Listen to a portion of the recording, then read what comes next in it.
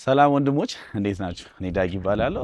ወንድማችን ነብዩ ቤካ ዛሬ በልደቱ ቀን አንድ ሐሳብ እንዲያካፍለን ዛሬ ወደ ራሳችን ሚዲያ ጠርተነዋል። ሰላም እንዴት ነህ ነብዩ ቤካ? ዛሬ እንግዲህ በልደቱ ቀን አንድ ሐሳብ እንደምታካፍለን አውርተን ነበር። ቀድሜም ለአድማጮቻችን እየነገርኳቸው ነበር። እስቲ ምን ተሰማ ዛሬ? ደስ ይለኛል። ጌታ ይመስገን። ቴንኪው ስለጠየቀኝ ጥያቄ። ዛሬ እንግዲህ ልደቴ ቀን ነው። በዚህ ቀን ምን ተሰማኝ? የእግዚአብሔርን አለመለዋወጥ መጽሐፍ ሲናገር ጌታችን ኢየሱስ ክርስቶስ ትላንትናም ዛሬም እስከ ለዘላለም ያው ነው ይላል። ሰዎች በሁኔታ ሊቀየሩ ይችላሉ። በሆነ ዘመን የወደዱን ሰዎች በሆነ ዘመን ሊጠሉን ይችላሉ። እንሾም የወደዱን ስንሻር ሊጠሉን ይችላሉ ወይም ሊሸሹን ይችላሉ። ሲኖረን የከበቡን ሰዎች ስናጣ ደግሞ ሊተጉን ይችላሉ።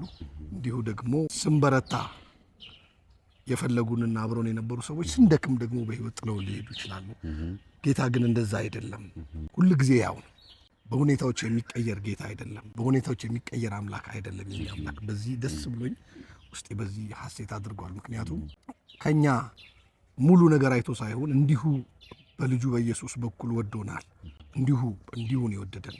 ምንም ሳይገኝብን ምንም ቆጥሮ አይደለም የወደደን። እኛ ጋር ያለውን ነገር አይቶ ሳይሆን እንዲሁ ነው የወደደን። ስለዚህ እንዲሁ የወደደን ጌታ እንዲሁ ደግሞ ሁሉ ጊዜ ሐሳቡንና ጸባዩን የማይለዋውጥ ነው። ሰው ግን ሐሳቡን ይቀይራል፣ ጸባዩን ይቀያይራል። እኔ እንኳን ባገለገልኩበት በዚህ ጥቂት ዓመት ብዙ በእጄ ነፃ ያወጡ ሰዎች ተፈወሱ ሲቀየሩብኝ አይቻለሁ። ሁኔታዊ ምክንያት ፈልገው ሲቀየሩብኝ አይቻለሁ። ጌታ ግን ተቀይሮብኝ አያውቅም። ስለዚህ ልዩ የሚያደርገው የእሱን አለመለዋወጥ እያሰብኩ ነው። በዚህ አጋጣሚ ያገኘው ይደግም መዝሙር አይለወጥ የሚለውን ጋብዣቸዋለሁ። እሺ ቴንኪዩ ፕሮፌት ቤካ እናመሰግናለን። ወንድሞች እንግዲህ በዚህ ፕሮፌት ቤካ የሚል ፔጅ አለን። ፎሎ፣ ላይክ፣ ሼር በማድረግ ይተባበሩን። እናመሰግናለን። እንወዳቸዋለን።